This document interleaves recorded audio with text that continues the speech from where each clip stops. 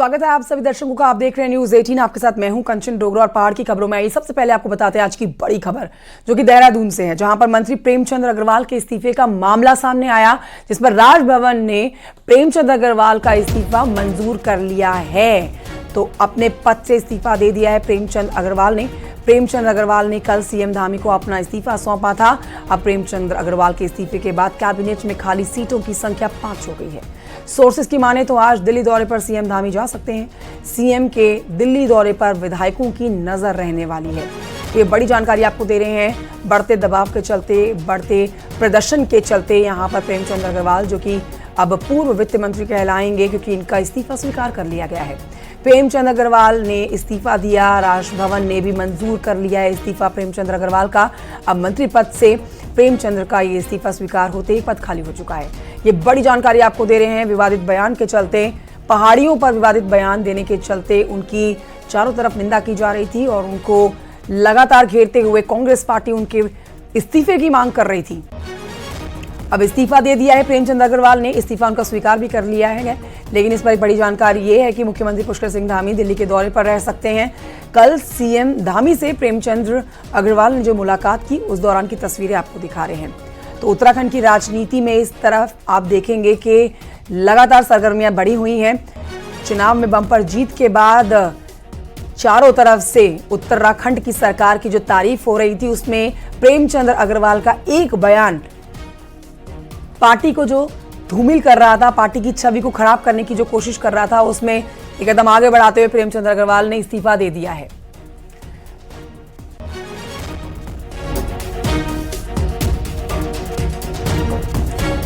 प्रेमचंद अग्रवाल ने मंत्रिमंडल से इस्तीफा दे दिया है। प्रेमचंद अग्रवाल ने सीएम पुष्कर सिंह धामी से मुलाकात करके अपना इस्तीफा उन्हें सौंपा। इस्तीफा देने से पहले प्रेमचंद अग्रवाल ने प्रेस कॉन्फ्रेंस भी की थी और आपको सुनाते हैं बजट सत्र के दौरान प्रेमचंद अग्रवाल ने आखिर ऐसा क्या बयान दिया था जो कि विवादित हो गया और देहरादून विधानसभा में पहाड़ के लोगों को लेकर उनका ये बयान उनका इस्तीफा तक ले गया। सुनिए।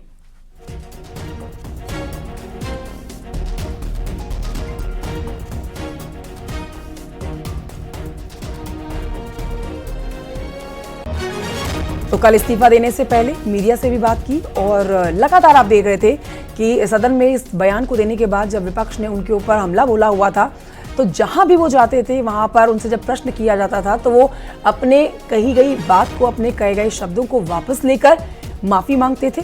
लेकिन अब इस्तीफा दे दिया है तो अब इस मामले पर, इस मुद्दे पर पूरी तरह से ये मामला शांत हो जाएगा, ये उम्मीद लगाई जा रही है। हालांकि मुख्यमंत्री पुष्कर सिंह धामी का दिल्ली का दौरा भी है। प्रेमचंद अग्रवाल ने सीएम धामी से कल मुलाकात करके अपना इस्तीफा सौंप दिया। इस्तीफे से पहले प्रेमचंद अग्रवाल ने जो प्रेस कॉन्फ्रेंस की, उसमें आपको बता देते हैं कि उन्होंने बजट सत्र के दौरान देहरादून विधानसभा में पहाड़ के लोगों को लेकर जो विवादित बयान दिया था, उसका जिक्र किया। सदन में भारी हंगामा हुआ था उनके इस बयान के बाद। साथ ही पूरे प्रदेश में प्रेमचंद अग्रवाल का लोगों ने भारी विरोध भी किया था। हालांकि प्रेमचंद ने विरोध के बाद अपने बयान पर खेद भी जताया, माफी भी मांगी, लेकिन लोगों का गुस्सा शांत होने का नाम नहीं ले रहा था। आखिरकार रविवार यानी कि कल प्रेमचंद अग्रवाल ने मंत्रिमंडल से इस्तीफा दे दिया और मुख्यमंत्री से मुलाकात के बाद उन्होंने अपना इस्तीफा मुख्यमंत्री को सौंपा।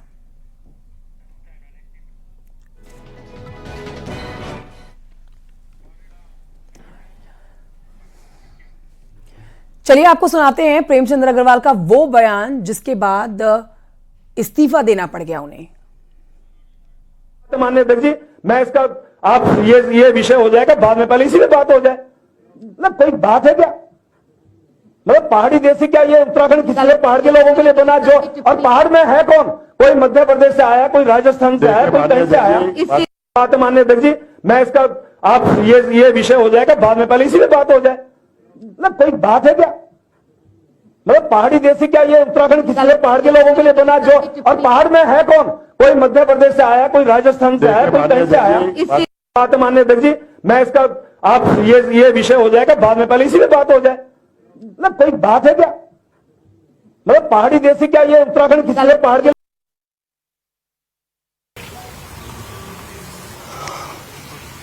मैं इस प्रदेश को आगे बढ़ाने में मेरे से जो योगदान, जो मेरा हो सकता है, मैं देने को तैयार हूं। और इसलिए आज मैंने निर्णय लिया है मैं अपने पद से त्याग पत्र लेने माननीय मुख्यमंत्री जी के पास आया। बहुत बहुत धन्यवाद। तो आप प्रेमचंद अग्रवाल को सुन रहे थे, बहुत भारी मन से उन्होंने इस्तीफा दिया है। अब आगे बढ़ते हैं, कुछ और खबरें आप तक पहुंचाते हैं। चमोली की खबर जानिए, जब बद्रीनाथ विधानसभा से कांग्रेस के विधायक लखपत सिंह ने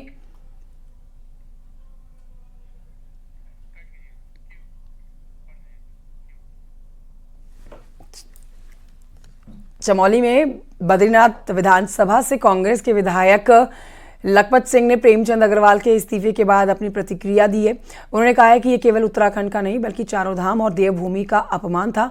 पहाड़वासियों को अपशब्द कहना दुर्भाग्य है। उन्होंने कहा कि इस्तीफा देने से अच्छा हुआ है। इस्तीफा देने में मंत्री प्रेमचंद अग्रवाल ने देरी की, जिससे सरकार की भी काफी फजीहत हुई है। मतलब विपक्ष यहां भी छोड़ने को तैयार नहीं है। इस्तीफा दे दिया, उसके बाद भी यहां कांग्रेस लगातार हमलावर है प्रेमचंद अग्रवाल और बीजेपी के ऊपर।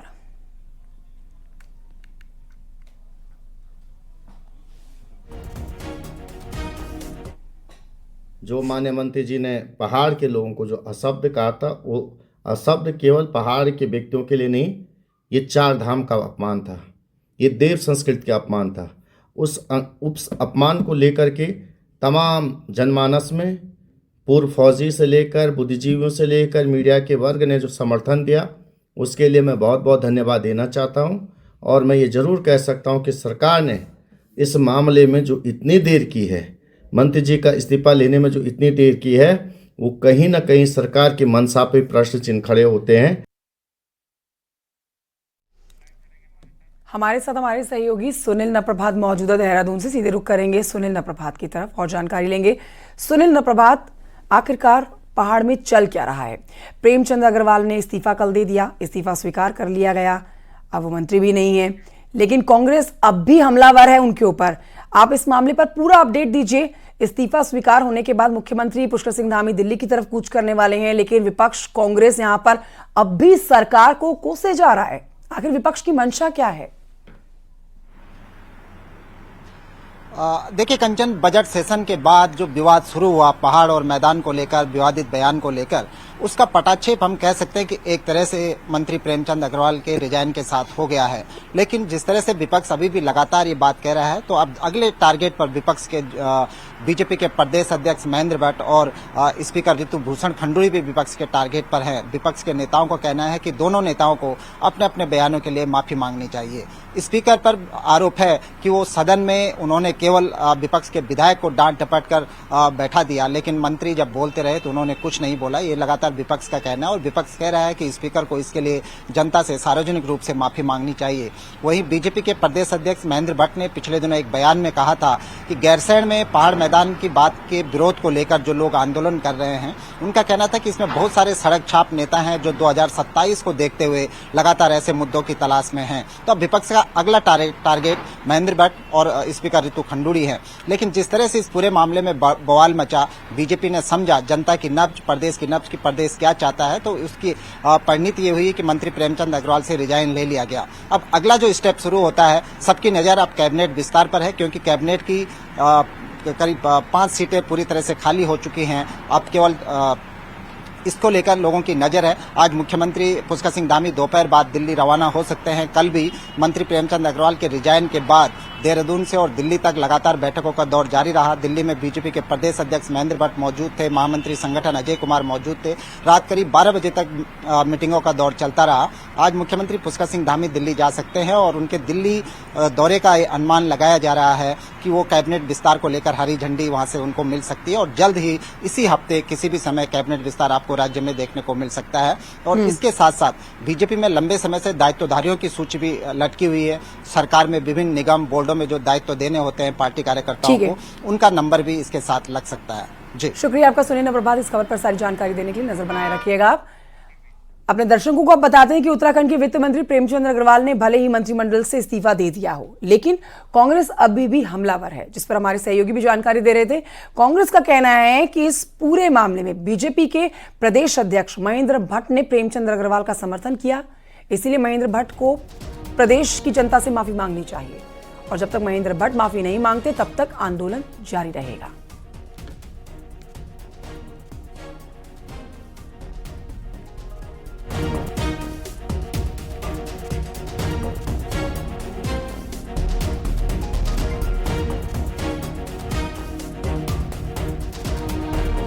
उत्तराखंड किया। जब तक रितु खनूड़ी जी ने इस बात के लिए माफ़ी नहीं मांगी सरेआम कि उन्होंने विधानसभा में प्रेमचंद अग्रवाल जी का संरक्षण क्यों किया, तब तक ये लड़ाई रुकेगी नहीं। और जब तक भारतीय जनता पार्टी के अध्यक्ष महेंद्र भट्ट जी ने इस बात के लिए माफ़ी नहीं मांगी कि उन्होंने उत्तराखंड की जनता को क्यों धमकाया इस प्रकरण में, तब तक ये लड़ाई रुकेगी नहीं। आपने गलत बात कही और उसका नतीजा ये हुआ कि पूरे उत्तराखंड में आग लग गई और उत्तराखंड के लोग नाराज हो गए, सड़कों पर उतर गए। आपके पार्टी के अध्यक्ष ने एक और भद्दा बयान दे दिया, उन्होंने कह दिया सड़क छाप लोग जो है आंदोलन कर रहे हैं। तो ऐसी चीज़ों से लोगों में उद्वेलना आती है, लोग नाराज होते हैं। आप कोई कैसे भूल गए, आप खुद आंदोलनकारी रहे हैं कि जिस प्रदेश का गठन लोगों की शहादत पे, लोगों के जेल जाने से, लोगों की प्रताड़ना के साथ हुआ हो, उन लोगों को आप कैसे अपमानित कर सकते थे। और जिस प्रकार का असंसदीय भाषा का प्रयोग राज्य के पर्वतीय समाज के लिए किया, उससे पूरे राज्य के अंदर जो आक्रोश पनपा, उसमें आग में घी डालने का काम रितु खंडूरी जी जो विधानसभा अध्यक्ष हैं, उन्होंने लखपत बुटोला जो कांग्रेस के विधायक हैं, उन्होंने जब प्रेमचंद अग्रवाल जी की बात का प्रतिवाद किया, जब उनका विरोध किया, तो उनके साथ जो रितु खंडूरी जी ने व्यवहार किया, उसने आग में घी का काम किया। और उसके बाद रही सही कसर, महेंद्र भट्ट जी जो प्रदेश अध्यक्ष है भारतीय जनता पार्टी के, उन्होंने बजाय प्रेमचंद अग्रवाल जी को प्रताड़ित करते, उनसे जवाब तलब करते, उनसे माफी मांगने के लिए कहते, उन्होंने कहा कि इस बात का जो विरोध सड़कों पर कर रहे हैं वो सड़क छाप है। अब प्रेमचंद अग्रवाल जी का तो इस्तीफा हो गया, हालांकि उन्होंने माफी नहीं मांगी, उन्होंने कहा मेरी बात को तोड़ मरोड़ करके पेश किया। अब रितु खंडूरी जी का क्या होगा और अब महेंद्र भट्ट जी का क्या होगा। कायदे में पूरी भारतीय जनता पार्टी को प्रदेश की जनता से माफी मांगनी चाहिए।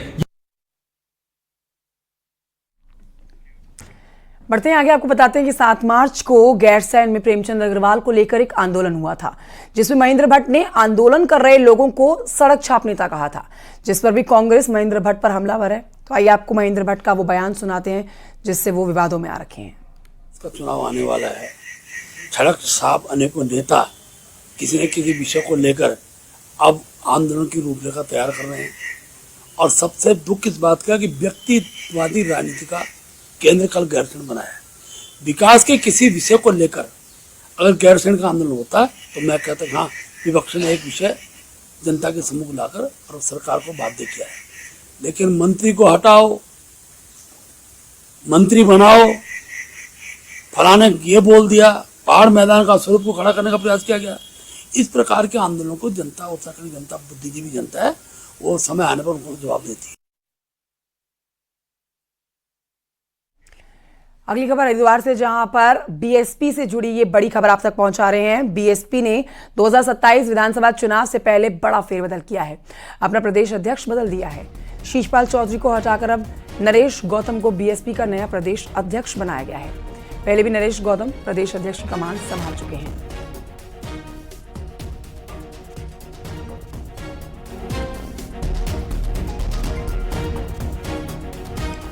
केदारनाथ में मुसलमानों की एंट्री बैन करने की मांग उठी। केदारनाथ से बीजेपी के विधायक आशा नौटियाल हैं जो कि ये मांग उठा रही हैं।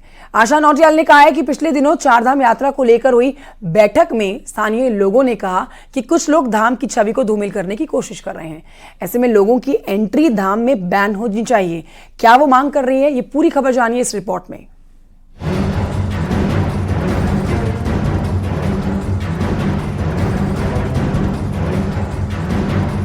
पिछले कुछ सालों में केदारनाथ धाम में रील बनाने से लेकर अश्लील कपड़े पहनकर प्रवेश पर रोक की मांग उठी, लेकिन अब केदारनाथ से बीजेपी विधायक आशा नौटियाल ने मुस्लिम लोगों की केदार धाम में एंट्री बैन करने की मांग की है।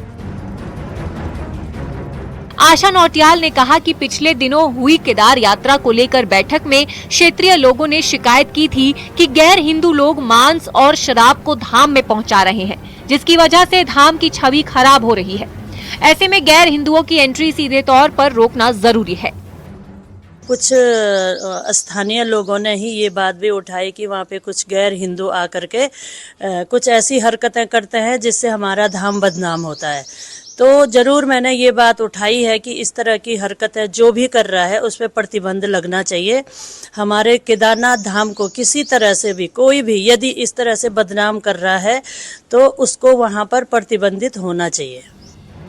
केदारनाथ में गैर हिंदुओं की एंट्री की मांग पर कांग्रेस हमलावर है। कांग्रेस का कहना है कि हर बार बीजेपी हिंदू मुसलमान करके माहौल खराब करती है और ये इनका राष्ट्रीय एजेंडा बन गया है। कांग्रेस ने बीजेपी से पूछा है कि क्या वो सारा अली खान की एंट्री केदारनाथ में बैन कर सकती है। सारा अली खान को रोक दोगे आप, जो हर साल आती है चार धाम यात्रा में? केदारनाथ के मंदिर में बहुत सारे लोग हैं जो गैर हिंदू हैं और आते हैं, कभी ऐसी परंपरा नहीं रही। लेकिन इनको इससे कोई मतलब नहीं है। इनको धर्म के नाम पर धार्मिकता नहीं चाहिए, इनको धर्म के नाम पर आध्यात्मिकता नहीं चाहिए, इनको धर्म के नाम पर नफरत चाहिए, जिससे कि इनका एजेंडा चलता रहे। गैर हिंदू की एंट्री पर रोक का मुद्दा तूल पकड़ता जा रहा है। ऐसे में आने वाले दिनों पर इस पर सियासत भी तेज होने वाली है। न्यूज़ 18 के लिए देहरादून से भारती सकलानी उनियाल की रिपोर्ट।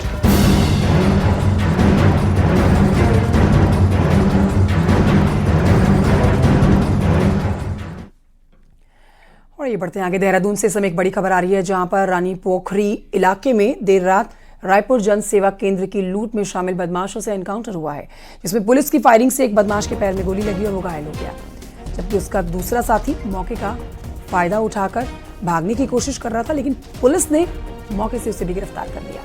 बताया जा रहा है कि दोनों बदमाश साहिल और कामिल यूपी के बिजनौर के रहने वाले हैं और दोनों को पकड़ लिया गया है।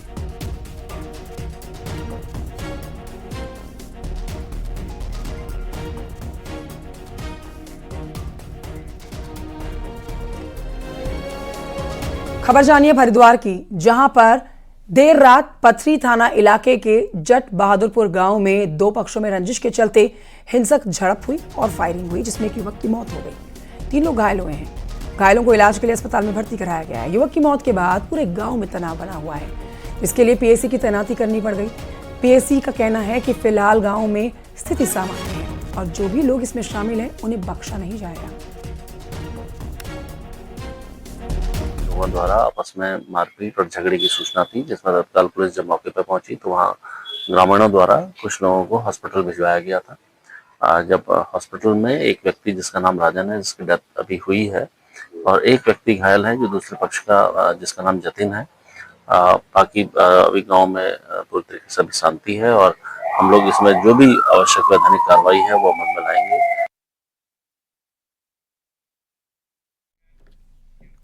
खबर रुड़की से, जहां के बुग्गावाला थाना क्षेत्र में गांव में शराबी पति ने पीट कर पत्नी को मौत के घाट उतार दिया। सूचना मिलते ही मौके पर पहुंची पुलिस ने शव को कब्जे में लेकर पोस्टमार्टम के लिए भेजा। साथ ही आपको बताएं कि मृतका के मायके पक्ष वालों ने पति के खिलाफ तहरीर देकर मुकदमा दर्ज करा दिया है। पुलिस का कहना है कि मामले की जांच की जा रही है, आगे की कार्रवाई करी जाएगी। फिलहाल आरोपी पति फरार चल रहा है, सबसे पहले उसे ढूंढना है।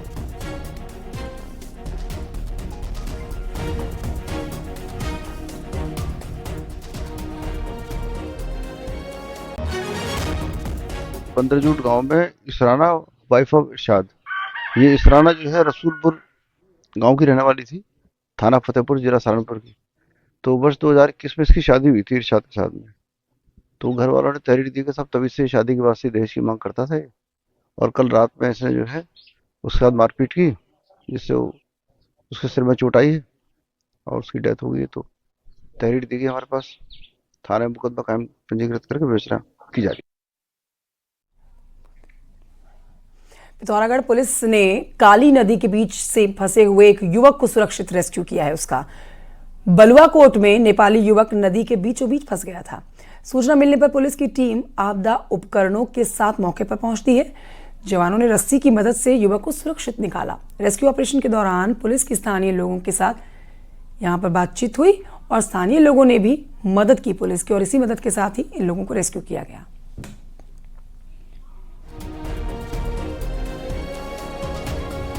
पानी बहुत ठंडा होगा।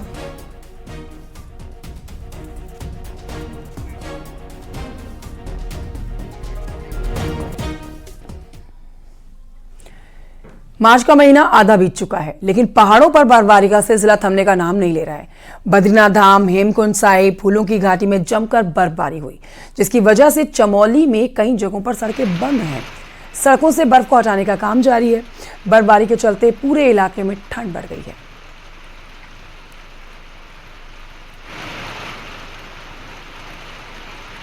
ये तस्वीरें आपके सामने हैं। मौसम विभाग की तरफ से पहले ही कह दिया गया था कि ठंड बढ़ेगी आने वाले दिनों में और बर्फबारी होगी और निचले इलाकों में बारिश होगी। अनुमान बिल्कुल सटीक साबित हुआ।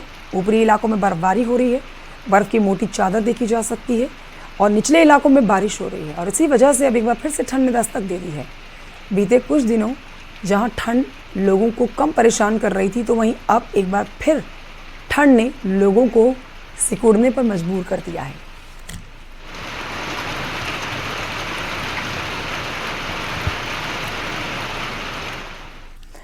बढ़ते हैं आगे, पिथौरागढ़ की खबर जानिए, जहां पर इलाके जो ऊंचाई के हैं वहां पर फिर से बर्फबारी हो रही है। गूंजी में बीते दिनों रोज रुक रुक कर जो बर्फबारी हो रही है उसकी तस्वीरें आप देख रहे हैं। देखिए क्या जमीन, क्या पेड़ पौधे, हर तरफ आपको सिर्फ और सिर्फ सफेद बर्फ की मोटी चादर दिखाई देगी। 2 फीट से ज्यादा की बर्फ जमा हो चुकी है। गूंजी और आसपास के इलाकों में बर्फबारी जारी है। चाइना बॉर्डर को जोड़ने वाला जो लिपुलेक रोड है वहां पर तो आवाजाही पूरी तरह से बंद है क्योंकि बर्फ बहुत ज्यादा जमा है। यहाँ पर व्यास घाटी के अलावा दारमा और मिलन घाटी में भी जमकर बर्फबारी हुई है। ये इलाके पूरी तरह से बंद हो रखे हैं। पहली प्राथमिकता बर्फ को हटाने की है।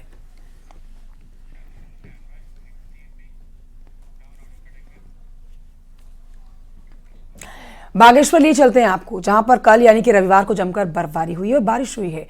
कई इलाकों में ओले भी गिरे हैं।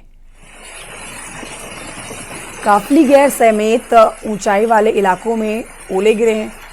ये देखिए ओले पड़ने की तस्वीरें आपके सामने। लेकिन इससे गेहूं, जौ और सब्जियों के जो खेती करते हैं किसान, उनको नुकसान हुआ है। मौसम विभाग के अनुसार अगले कुछ और दिन तक मौसम कुछ इसी तरह का बना रहेगा।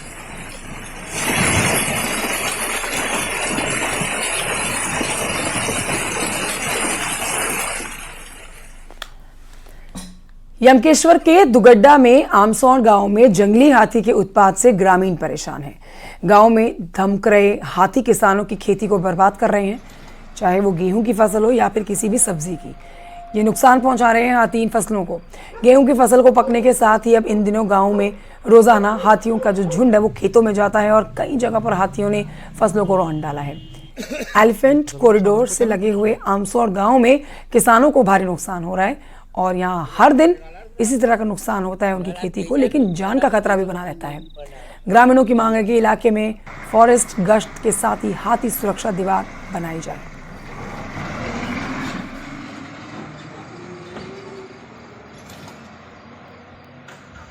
हाथी अधिकतर जो है रात को ही आ रहा है। आज भी पता नहीं चला, हम सो गए थे, मेरे ख्याल से 11-12 बजे आया। पूरे एक ही खेत में रात भर रहा हो और जैसे वो दूसरे खेत में गया तब तक रात खुल गई, वो नीचे निकल गया। होली के बाद पहाड़ों में पर्यटक की भीड़ अब उमड़ने लगी है। नैनीताल, कैंचीधाम समेत मुक्तेश्वर हिल स्टेशन में पर्यटकों का रैला उमड़ा है। सैलानियों की भारी भीड़ के बाद यहां पर नैनीताल कैंचीधाम में पर्यटक जो पहुंच रहे हैं उससे स्थानीय लोग भी काफी खुश हैं। ज्यादा सैलानी आने से ट्रैफिक मैनेजमेंट एक बार फिर से फेल साबित होता हुआ भी नजर आ रहा है। पर्यटकों ने पार्किंग को लेकर शिकायत की। हम आपको तस्वीरें दिखा देते हैं और बता भी देते हैं कि होली के दौरान लंबा वीकेंड जब शुरू हुआ तो यहाँ पर पर्यटकों ने रुख किया। कारोबार तो बेहतर रहा, लेकिन पर्यटकों को समस्याओं का सामना भी करना पड़ा।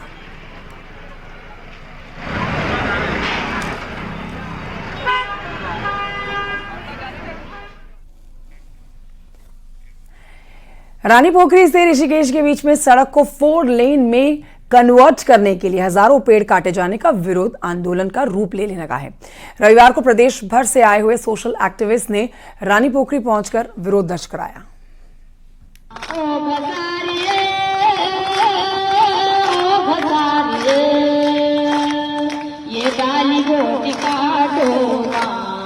बात मेरी मानो ना, हमरा जंगल में धन काटिए बोटा, हमरा जंगल में धन काटिए बोटा, जा तुम्हारा नाना पीना हमारा बोटा। ये है बागेश्वर से आई लोक गायिका कमला देवी, जो सड़क चौड़ीकरण के लिए पेड़ काटे जाने के विरोध में रविवार को रानी पोखरी पहुंची थी। उन्होंने लोकगीतों के माध्यम से अपनी भावना बताई। प्रदर्शन करने वालों में कमला देवी के अलावा पद्मश्री कल्याण सिंह रावत, पद्मश्री माधुरी बर्थवाल भी मौजूद थी। दरअसल भानियावाला से ऋषिकेश के बीच सड़क को 4 लेन में कन्वर्ट किया जा रहा है। इसके लिए रानी पोखरी से ऋषिकेश के बीच शिवालिक एलिफेंट रिजर्व एरिया में 3000 से अधिक पेड़ों पर काटने के लिए मार्किंग की गई, जिनका लोग विरोध कर रहे हैं। ये जो पेड़ है हमारे, ये हमको पानी भी देते हैं, ये में सांस लेने के लिए भी हवा देते हैं। ये क्या नहीं देते हमको, सब कुछ देते हैं और पर्यावरण भी इनके वजह से सुरक्षित है। और हम इनको काट देंगे तो हम तो बिल्कुल दो दिन में नहीं टिकेंगे फिर यहाँ।